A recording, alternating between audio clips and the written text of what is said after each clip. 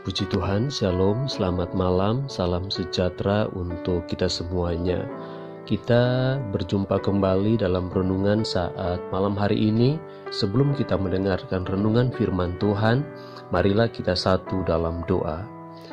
Bapa, berfirmanlah, sampaikan isi hatimu bagi kami, dan hati kami telah siap.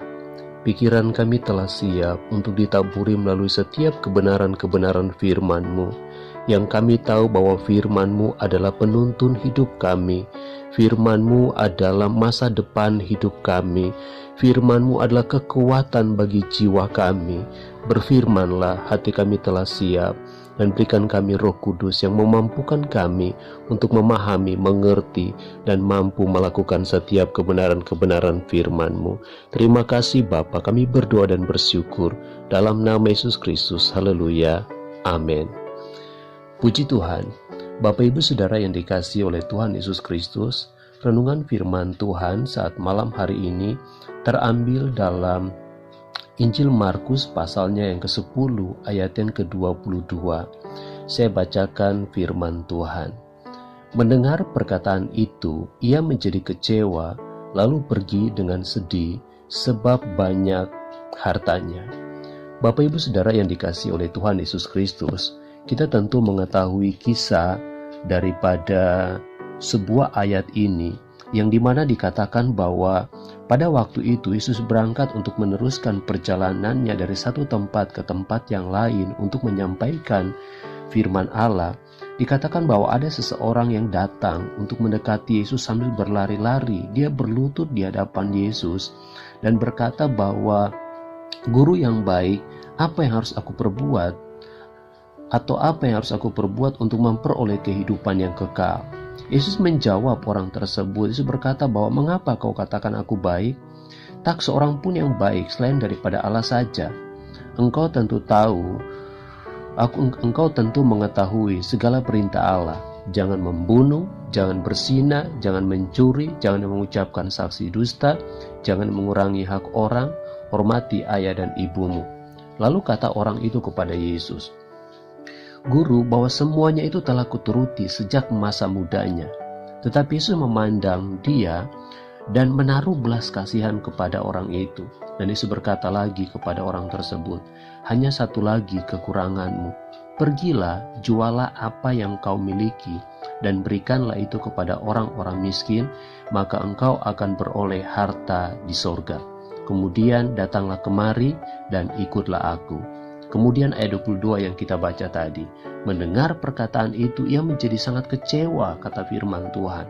Lalu ia pergi dengan sedih hati, sebab dikatakan begitu banyak hartanya. Dari kisah ini mengingatkan kita bahwa ada begitu banyak mungkin orang yang berlomba-lomba, berbondong-bondong untuk mencari Tuhan. Bahkan mereka terlibat dalam setiap pelayanan. Mereka melayani pelayanan mimbar, pelayanan altar. Bahkan ada begitu banyak macam pelayanan-pelayanan yang mereka lakukan. Tetapi ingat baik firman Tuhan ini mengingatkan saya khususnya, terlebih bagi kita semua, bahwa terkadang Tuhan meminta sesuatu yang mungkin tanpa kita pahami, tanpa kita mengerti, itu menjadi satu penghambat untuk kita memperoleh keselamatan. Mungkin permintaan Tuhan kepada kita berbeda-beda. Ada yang mungkin kita dituntut oleh Allah untuk mengasihi orang lain. Ada mungkin kita dituntut oleh Allah untuk mengampuni. Ada yang dituntut oleh Allah untuk meninggalkan keegoan kita, atau setiap pemikiran-pemikiran yang salah. Atau ada begitu banyak hal-hal yang diminta oleh Allah yang harus kita tanggalkan dalam hidup ini, yang terkadang mengikat kehidupan kita sehingga kita tidak bisa memperoleh kerajaan Allah itu. Ingat ayat firman Tuhan yang lain berkata bahwa apa yang kau ikat di bumi ini akan terikat di sorga. Apa yang kau lepaskan di bumi juga akan terlepas di sorga. Makanya ayat ini berkata bahwa pergilah, jualah apa yang kau miliki, berikan itu kepada orang-orang miskin. Karena Yesus tahu bahwa orang ini adalah seorang yang kaya. Walaupun dia datang berlari untuk mendekati Yesus, bertanya apa yang harus dia perbuat. Yesus berkata bahwa tentang 10 perintah, jangan membunuh, jangan berzina, jangan mencuri, dan lain-lain sebagainya. Dia berkata sejak masa mudanya dia sudah melakukannya. Tetapi Yesus berkata, hanya satu lagi kekuranganmu. Dan pertanyaan ini pun juga mungkin menjadi bagian milik saya dan saudara. Kita masih punya satu kekurangan yang saat ini mungkin yang perlu kita perbaiki. Apa itu kekurangan-kekurangan kita? Saya tidak bisa mengetahui apa yang saudara harus perbaharui, apa yang harus saudara perbaiki dalam hidup saudara. Tapi melalui renungan firman Tuhan ini menjadi satu perenungan bagi kita. Tuhan, apa yang harus kami perbaiki di hadapan Tuhan, supaya semakin hari kami layak ketika kami datang di hadapan Tuhan, supaya ketika kami datang berseru kepada Tuhan, kami boleh menerima anugerah keselamatan itu, dan kami tidak kehilangan keselamatan yang sudah diberikan secara cuma-cuma oleh Allah menjadi bagian milik kami, milik kita. Kita berdoa kepada Tuhan. Jangan pernah ketika kita diberitahukan oleh Allah bisa melalui pelayanan hamba Tuhan, melalui kebenaran firman Tuhan, entahkah saudara mendengarnya mungkin melalui channel YouTube seperti ini, entahkah mungkin secara langsung di gereja ataukah di tempat-tempat yang lain. Saya mau katakan bahwa jangan pernah keraskan hati saudara. Berbalik kepada Tuhan. Apa yang Tuhan minta, apa yang mungkin Tuhan tuntut, mungkin tidak sebesar apa yang Tuhan sudah berikan bagi kita. Dia sudah berikan nyawanya, Dia sudah berikan hidupnya bagi saya dan saudara. Dia hanya mungkin meminta perbuatan-perbuatan kecil yang harus kita robah, yang harus kita perbaiki dalam kehidupan kita, agar kita layak, agar kita berkenan di hadapan Tuhan. Mungkin kita tidak mampu, kita tidak sanggup, tapi berdoalah kepada Tuhan. Ada Allah Roh Kudus yang akan memampukan kita, yang akan menguatkan kita, sehingga tidak membuat kita menjadi kecewa. Kemudian kita sayang diri, kemudian kita lebih mengasihi harta materi kita, kemudian kita lebih menjaga ego kita lebih mementingkan diri kita sendiri, dan kemudian kita meninggalkan Dia. Oleh sebab itu pada renungan malam hari ini mengingatkan saya dan saudara, mari kita datang kepada Tuhan dengan sikap hati yang sungguh-sungguh.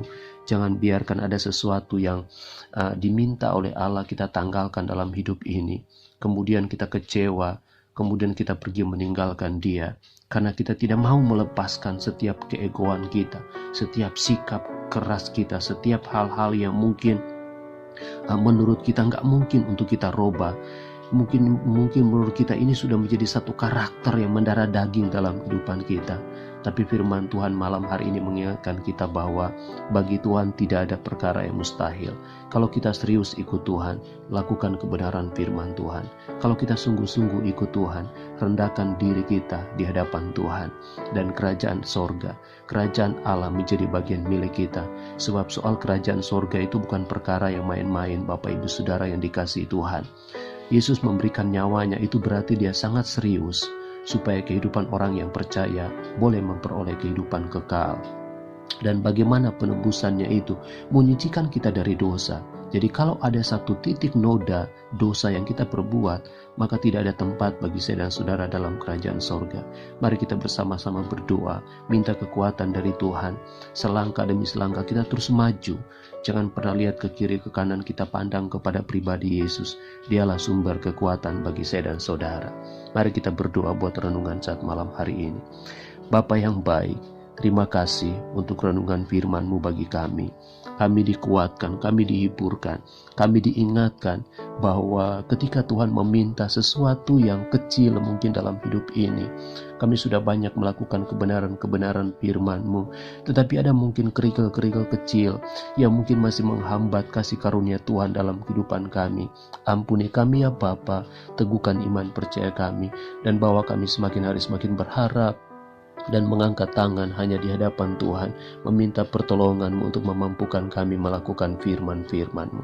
Terima kasih Bapa, ini menjadi doa kami, dan kami serahkan kehidupan kami dalam tangan-Mu. Hanya di dalam nama Yesus Kristus kami sudah berdoa dan bersyukur. Haleluya, amin. Puji Tuhan, shalom. Tuhan Yesus memberkati kita semua.